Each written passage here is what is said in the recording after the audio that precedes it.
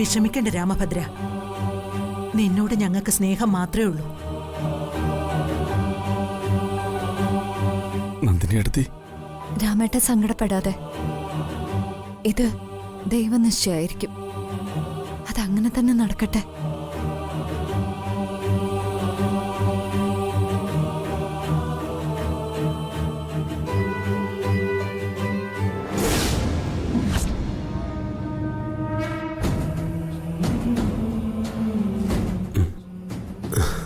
ജഗദീഷേ,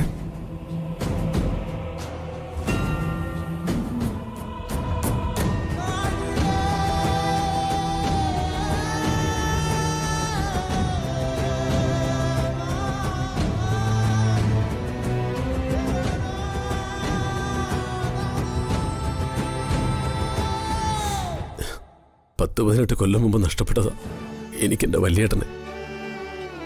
അന്നു മുതൽ എനിക്കെൻ്റെ വല്യേട്ടൻ്റെ സ്ഥാനത്ത് രാമേട്ടൻ തന്നെയായിരുന്നു. മരണം വരെ അങ്ങനെ തന്നെ ആയിരിക്കും.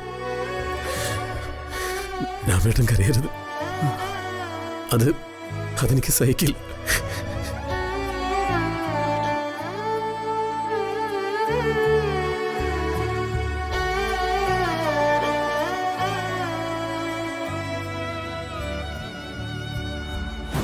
ഓ, സ്നേഹത്തിന്റെ കരമനയാറ് കൊലം കുത്തി ഒഴുകുക. ഒരു ജഗദീഷ് അളിയനും ഒരു രാമനളിയനും, അളിയ പുളിയന്മാരും.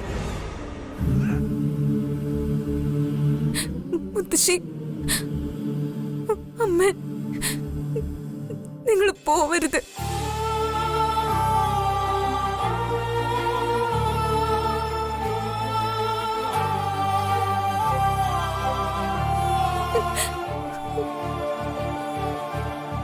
എന്നാൽ നമുക്ക് ഇറങ്ങാം കൈമളേട്ടാ.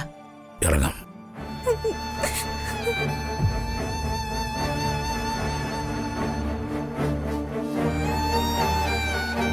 നിന്നെക്കുറിച്ച് ഓർത്ത് എനിക്ക് സങ്കടമേ ഉള്ളൂ. കാരണം ദൈവം തരാൻ പോകുന്ന ശിക്ഷ അത്ര ഭയങ്കരമായിരിക്കും. ഓ, അത് ഞാൻ സഹിച്ചോളാം. നിങ്ങളാരും അതോർത്ത് സങ്കടപ്പെടണ്ട. സഹിച്ചല്ലേ പറ്റൂ.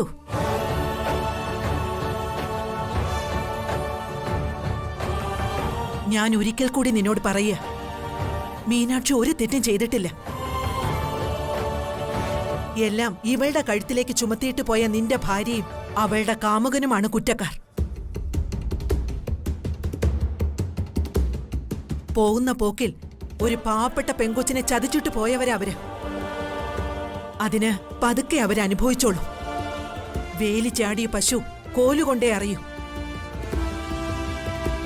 അവളെ അവൻ തെരുവിൽ ഉപേക്ഷിച്ചിട്ട് കടന്നുകളെ 100% ഉറപ്പാ.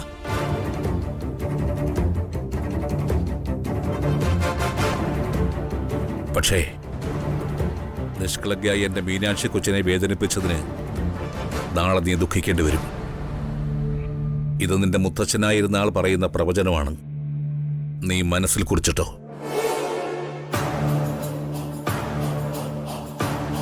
നിന്നെ ഈ അമ്മ ശപിക്കില്ല.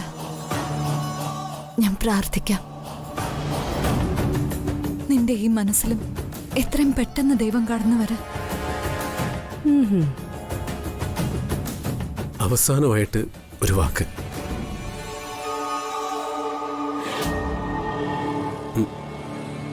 വാക്കല്ല, താക്കീതാണ്.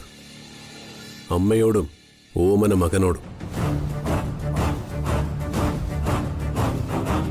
മീനാക്ഷി എന്റെ വല്യേട്ടന്റെ മകളാണ്. എന്നുവച്ചാ ദാ ഈ നിൽക്കുന്ന കുഞ്ഞിനെ പോലെ എന്റെ മകള്.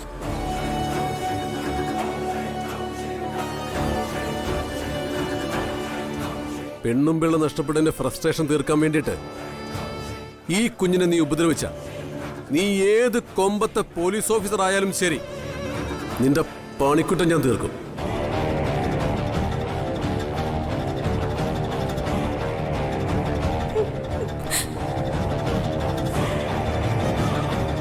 മനസ്സിലായടാ?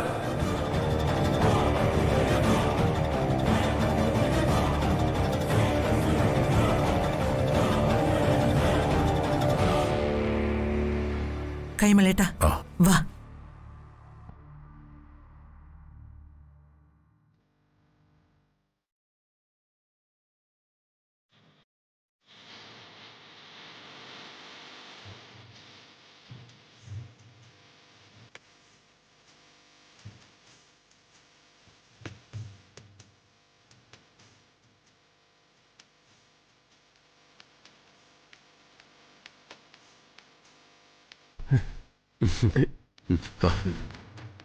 നടക്കേ.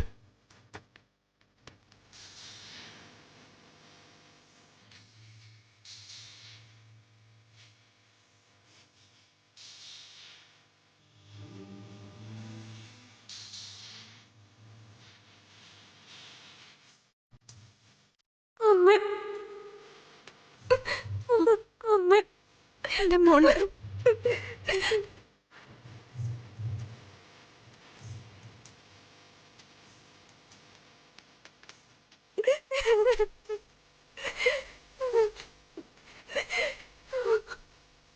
കരയല്ലേ?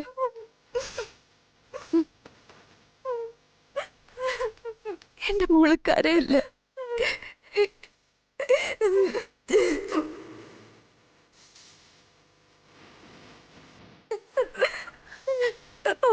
കരയല്ലേ? വേണ്ട. വലിയ സ്നേഹപ്രകടനമൊന്നും ഇവിടെ അഭിനയിച്ച് ഫലിപ്പിക്കണ്ട.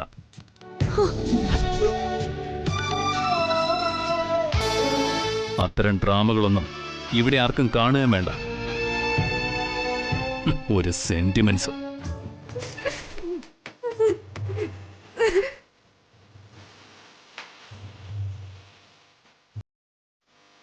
നിന്നോടാ പറഞ്ഞത് മാറി നിൽക്കാൻ.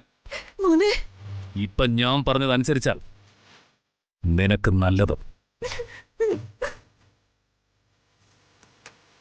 ദേ സമയം അതിക്രമിക്കുന്നു. വാചകം അടിച്ച് നിൽക്കാതെ വേഗം ഇറങ്ങാൻ നോക്ക്, അല്ലെങ്കിൽ ഇരുട്ട് വീഴും. അതിനു മുമ്പ് ഒരു കര പറ്റണ്ടേ?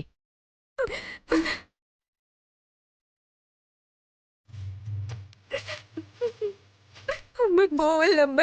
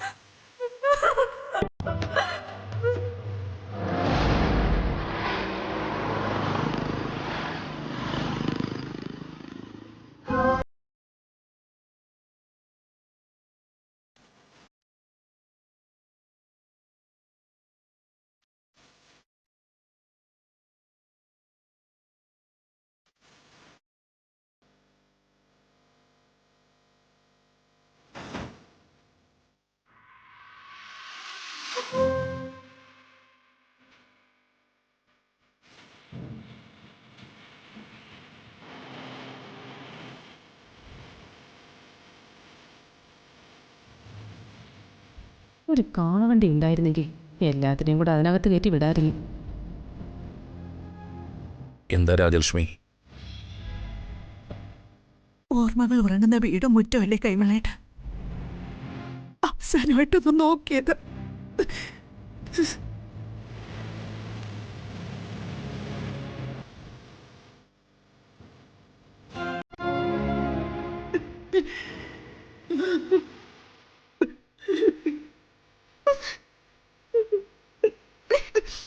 രാജലക്ഷ്മി വരൂ.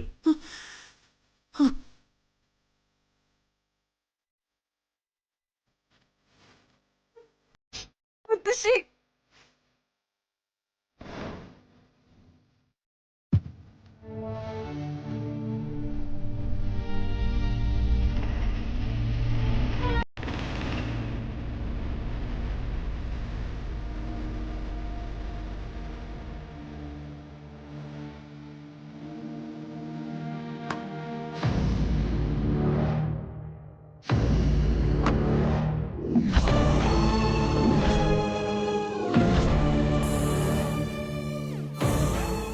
അച്ഛൻ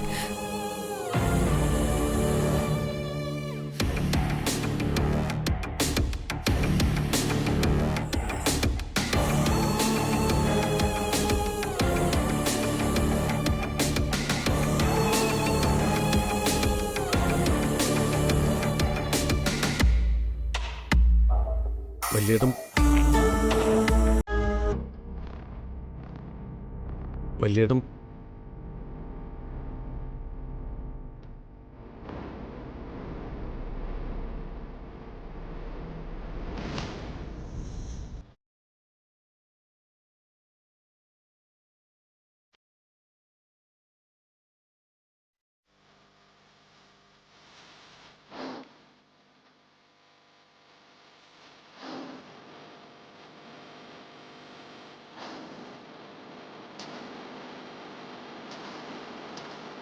എന്താ സംഭവിച്ചത്?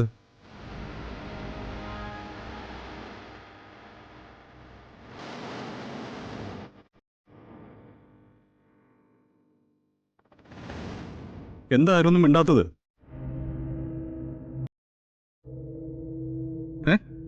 കാർത്തിക് ഞങ്ങളെല്ലാവരെയും വീട്ടിൽ നിന്ന് ഇറക്കി വിടും വല്യേട്ടാ.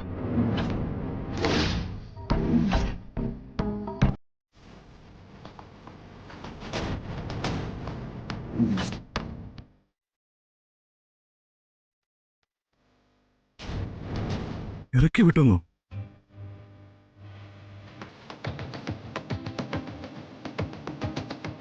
എന്താ ദേവി, എന്താ ഈ കേൾക്കുന്നത്?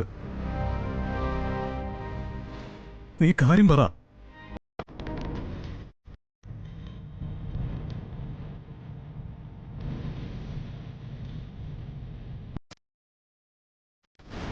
ചെമ്പകമംഗലം എന്റേതാ.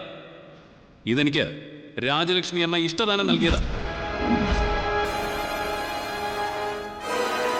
ഒരർത്ഥത്തിൽ നിന്റെ അമ്മയ്ക്ക് ഒരബദ്ധം പറ്റിയതാണ്. പണ്ട് ജയരാമൻ മാധുരിയുമായി ഇവിടുന്ന് സ്ഥലം വിട്ടപ്പോ രാജലക്ഷ്മി ചെയ്തൊരു വാശി. നിനക്ക് ബിസിനസ് സ്ഥാപനങ്ങളും കാക്കനട്ടെ നമ്മുടെ വസ്തുവകകളും വെച്ചുകൊണ്ട് ചെമ്പകമംഗലം കാർത്തിക്കിന് ഇഷ്ടദാനം നൽകി.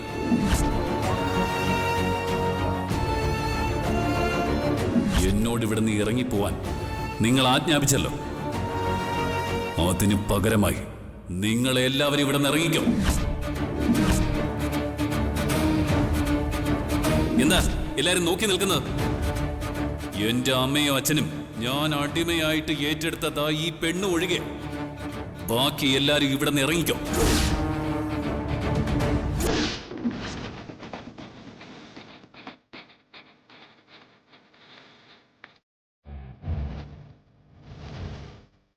അമ്മ കൊച്ചുമകന് നൽകിയ വാത്സല്യത്തിന്റെ പേരാണ് ഇഷ്ടദാനം.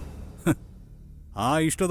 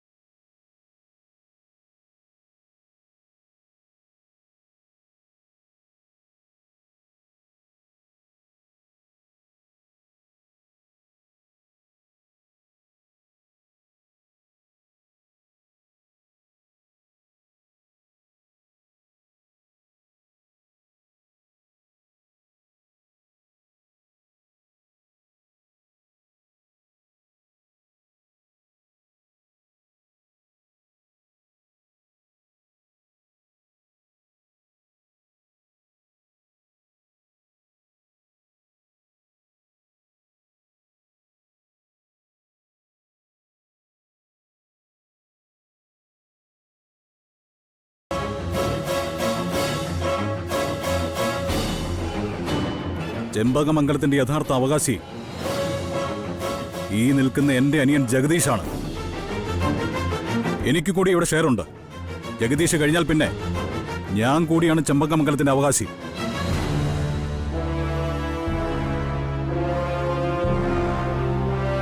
ഒരവകാശവും ഇല്ലാത്തത് ദേ ഇവക്കാണ്. യഥാർത്ഥത്തിൽ നീ അല്ലടി പാരസൈറ്റ്. പിന്നെ എന്റെ മകൻ അമ്മ എഴുതി നൽകിയ ഈ ഇഷ്ടദാന ആധാരം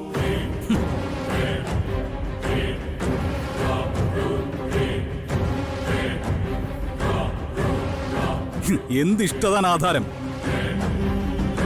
കാർത്തിക് ഉപദ്രവിക്കാൻ നോക്കുന്നെന്ന് കാണിച്ച് ഇത് അമ്മയ്ക്ക് അസ്ഥിരപ്പെടുത്താവുന്നതേ ഉള്ളൂ. അല്ലെങ്കിൽ ഞാനും ജഗദീഷും കൂടി കംപ്ലൈന്റ് ആയിട്ട് ഒരു പെറ്റീഷൻ സിവിൽ കോർട്ടിൽ ഫയൽ ചെയ്താൽ അവിടെ അവസാനിക്കും ഇഷ്ടദാനാധാരത്തിന്റെ മൂല്യം.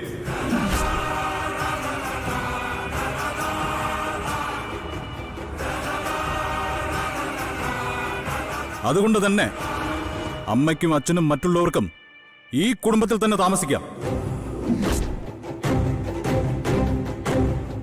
ഈ നിൽക്കുന്ന ആരെയും പുറത്താക്കാനുള്ള അധികാരം കാർത്തികനില്ല.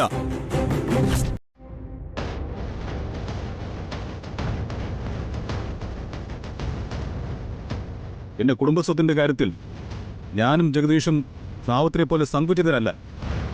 സ്വത്തിനേക്കാളേറെ മാനുഷിക മൂല്യങ്ങൾക്കും സ്നേഹബന്ധങ്ങൾക്കും വില നൽകുന്നവരാണ് ഞങ്ങൾ.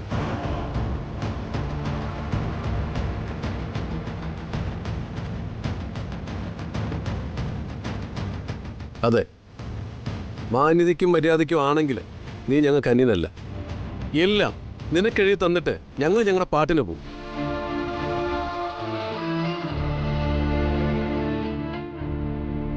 അതുകൊണ്ട് കാർത്തി, നിന്നെ ഞങ്ങൾ വളർത്തിയത് ഞങ്ങളുടെ പൊന്നോമന മകനായിട്ടാ. നീ ഭീഷണിക്കൊന്നും നിൽക്കണ്ട. അമ്മയും അച്ഛനും ജഗദീഷും ഒക്കെ ഈ വീട്ടിൽ തന്നെ താമസിക്കട്ടെ. എന്ന് വച്ചാൽ നിന്റെ ഔദാര്യമല്ലേ? നിന്റെ ഔദാര്യത്തിൽ ഞാനിവിടെ താമസിക്കുമെന്ന് നീ കരുതുന്നുണ്ടോ? അമ്മേ, ആരുടെ ഔദാര്യം എനിക്ക് ആവശ്യമില്ല.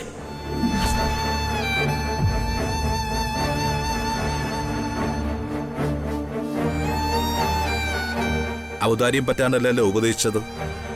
ന്യായത്തിന്റെ ഭാഷയിലല്ലേ അവൻ സംസാരിച്ചത്.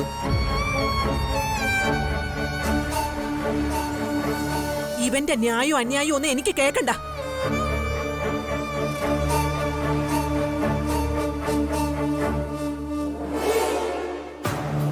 അന്ധമായ പുത്രവിരോധം. എന്തു ആയിക്കോട്ടെ, എന്തായാലും കാർത്തി ഇത്രയേറെ നമ്മളെ അവഹേളിച്ച സ്ഥിതിക്ക് എന്റെ തീരുമാനത്തിൽ മാറ്റമില്ല. എന്റെ കൂടെ വരാൻ തയ്യാറുള്ളവർക്ക് വരാം. അമ്മേ, എന്നെ അങ്ങനെ വിളിക്കരുതെന്ന് നിന്നോട് പല പ്രാവശ്യം ഞാൻ പറഞ്ഞിട്ടുണ്ട്.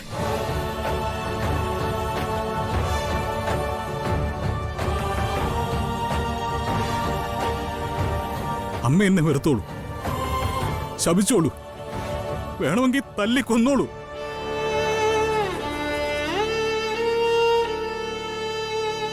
പെറ്റമ്മയെ കരയിപ്പിച്ചതിനുള്ള ശിക്ഷ ഞാനിപ്പോഴും അനുഭവിക്കുക. ഞാനത് അനുഭവിക്കാൻ തയ്യാറാ. എന്നോട് എങ്ങനെ വേണമെങ്കിലും അമ്മ പ്രവർത്തിച്ചോളൂ. പക്ഷെ എന്റെ മോള് മീനാക്ഷി,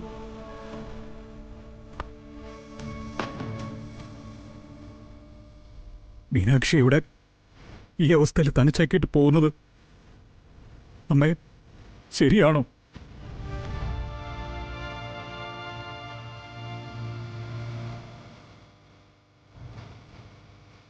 അമ്മയോടൊപ്പം, നിങ്ങൾ എല്ലാവരോടൊപ്പം ജീവിക്കാനല്ലേ അവൾ ആഗ്രഹിക്കുന്ന അമ്മേ?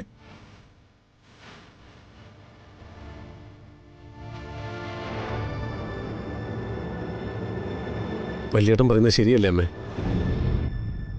ഈ കാർത്തി ഇങ്ങനെ ദാരികനെ പോലെ നിൽക്കുമ്പോൾ ഈ കുഞ്ഞിനെ ഒറ്റയ്ക്കാക്കി പോകുന്നത് മനുഷ്യത്വമാണോ അമ്മേ?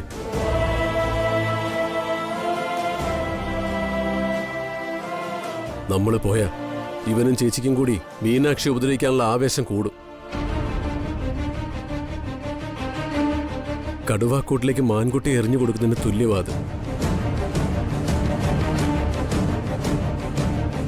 മക്കൾ പറയുന്നത് നമുക്കനുസരിക്കാം, അല്ലേ രാജലക്ഷ്മി?